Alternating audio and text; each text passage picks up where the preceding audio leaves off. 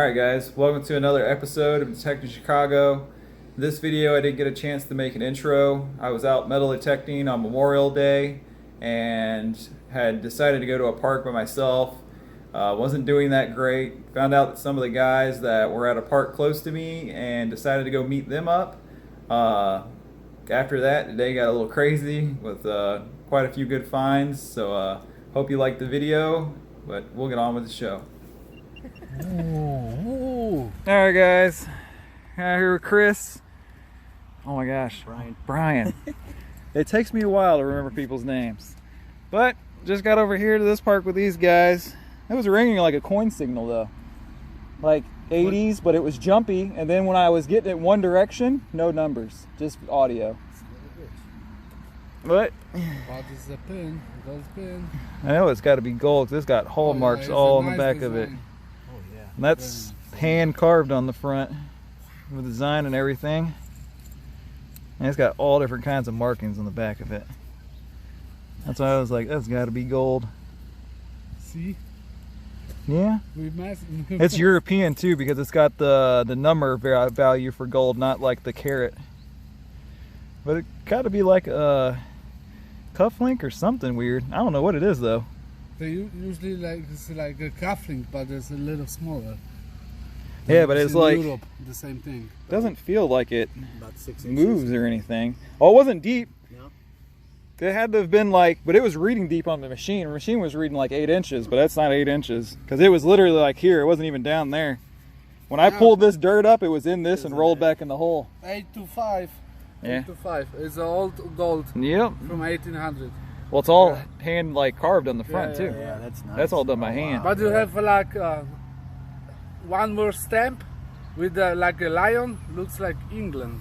Yeah, depends on what those other stamps are. You'll be able to It's tell awesome. where it's actually made from. Killer, man. Yeah, 825. That's $1,800. And that top stamp by itself just says JT. JT for gold. So that's probably the maker. With all those stamps, I'll probably be able to find the maker, the carat, where everything. Yeah. They signed that one up. Cool though. Nice. Been a long time since I found gold. That's very nice piece. Yeah. Heck yeah. So. See, good choice to come in. I know, right? Good thing you didn't have any other. Literally second hole. The first one was a clad dime. My first hole was my first Indian, so yeah, I like this part. It's vintage, already say. Yeah. Oh yeah, that's easily early 1900s. George Turner, silver and gold smith, United Kingdom, Nice. 1800 to 1830s. Nice. That's really old. That's very Holy old. crap. Oh my God! Congratulations. Come on, show me what you got so I can put it in the video. All right. These guys are already out here at this park where I was somewhere else. They got some stuff. Come on, Mr. Indian. Yeah. You know what? One of the last times I was out, I found an Indian. The only thing was the front was like perfect and the back's like crud. The cufflink is like falling apart. They got an Indian. What were the Indians ringing like? This one came in at 30. 30? Yeah. Sometimes they're weird, I man. was running the 4K. Supposedly it goes deeper for silver and. That's what I always used. Yeah. That's why I got rid of the Equinox and I'm looking at getting the Xterra because I never used multi-frequency. I always used single frequency. And I either used 4 or 5. And the that was it. cufflink is like falling apart. But Oh yeah, little cufflink thing. You know what? That's not a cufflink. I found those before. Those are collar discs. So that goes back to the late 1800s, early 1900s too, because back then your button-up shirts didn't have a collar on the shirt. Your collar was separate, and you would put it around your neck, and you would put that, and that would hold the collar together. Yeah. Sometimes they were fancy, but those were like the cheapo whenever you got them. But that's old. Yeah. But that's. I found a few of those. At first, I thought it was like a game piece when I first started finding them. Right, Yeah. Yeah. Monopoly. Yeah. Deal. Sorry. And then I looked them up, and I was like, oh no, they're collared discs. Oh, gold in the hole. Sometimes you find those and they're like silver or gold though. Yeah. Yeah. I think you found it. Harold, I don't know who found it. I found one that was You gold found one? plated. Yeah. I see on the Yeah. video. But that piece is Gold in the hole. gold. I'm gonna clean it out and try to I tell found- what I in the found world that. it is though. Brian, 1800 to 1820s One of those? from United Kingdom. This Oh, is man. the piece. Same size?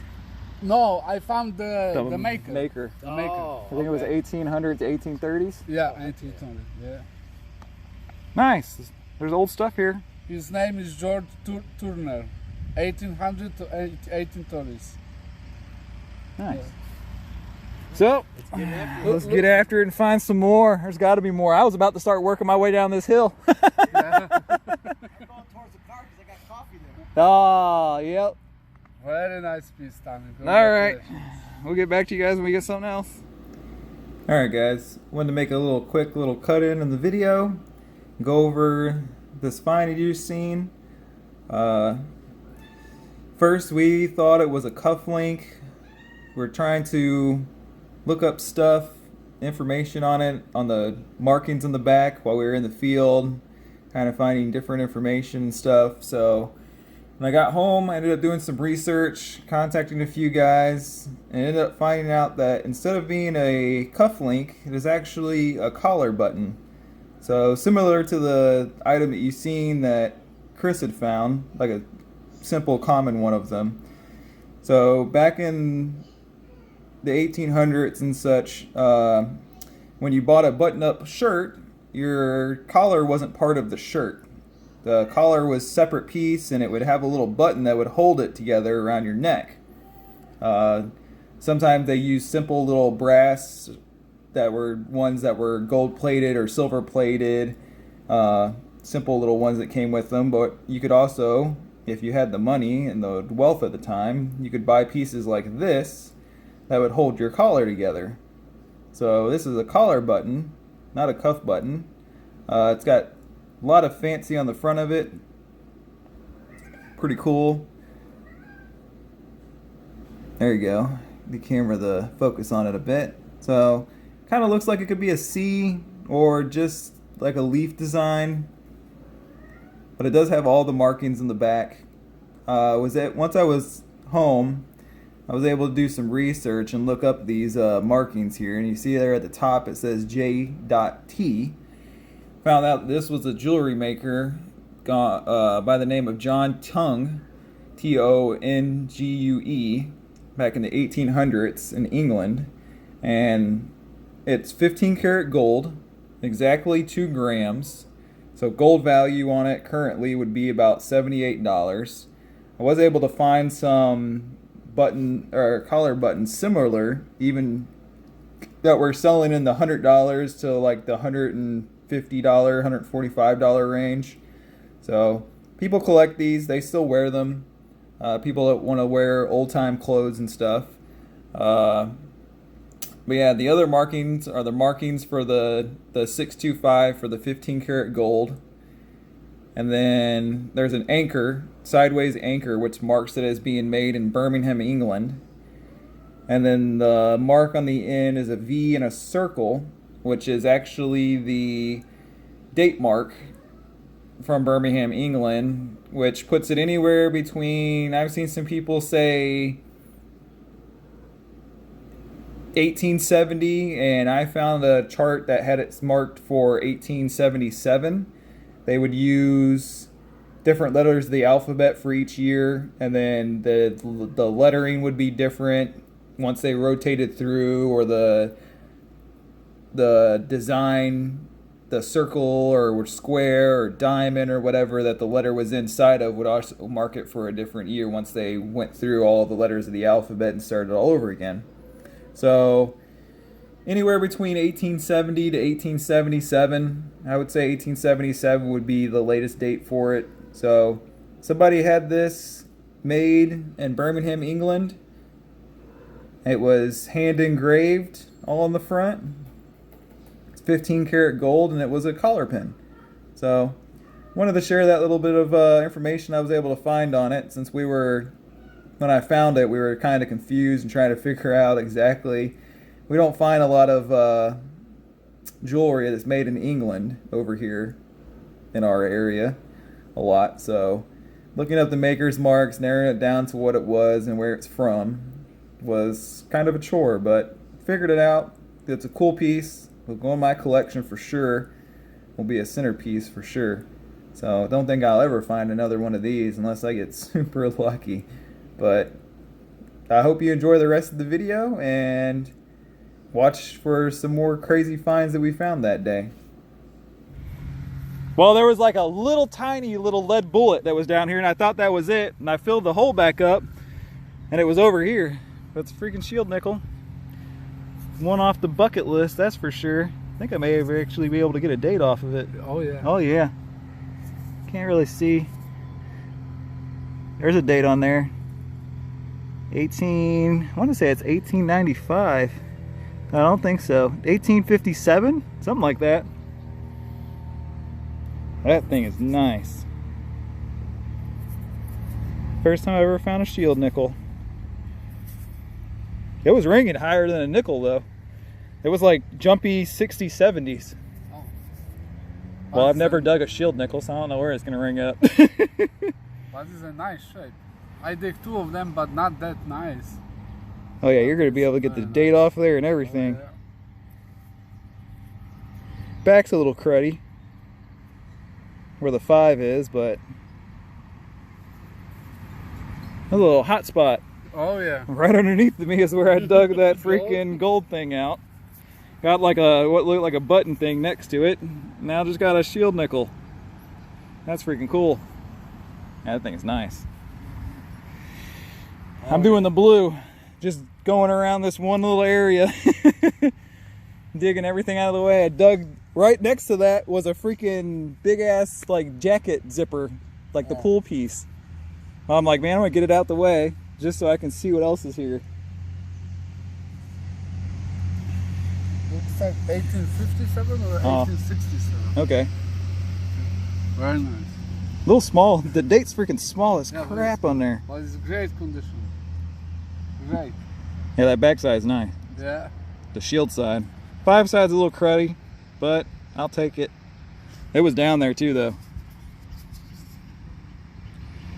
Nice. I'm gonna keep pounding this little spot. Oh yeah. Alright guys, got another hole here next to where, like right there's where I got that gold piece.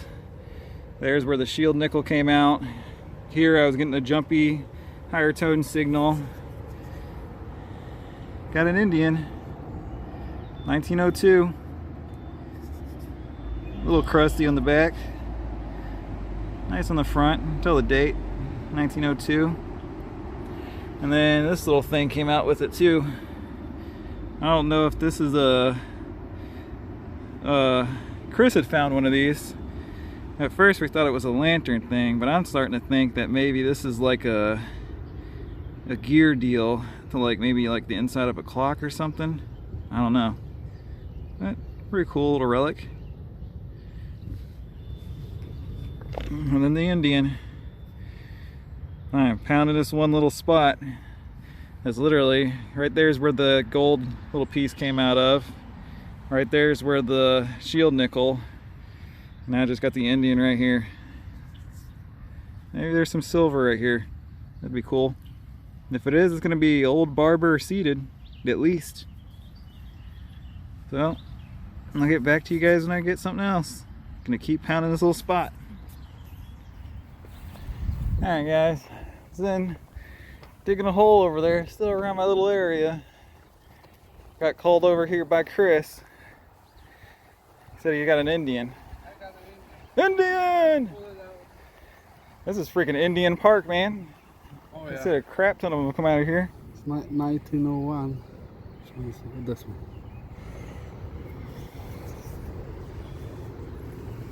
Yeah, 1901. With the nail. Yeah, I'm finding a lot of nails. Yeah. And I'm finding, once you get down kind of deep in some spots, there's hot rocks and stuff, like there was something that burned over there. Yeah. The first my Indian came like 18 to 21 jumpy signal. This one came with the iron 25. Huh. It's not usually. Usually it's like 21 to Yeah. 18. I said there's iron in the ground. I keep getting like false signals on nails.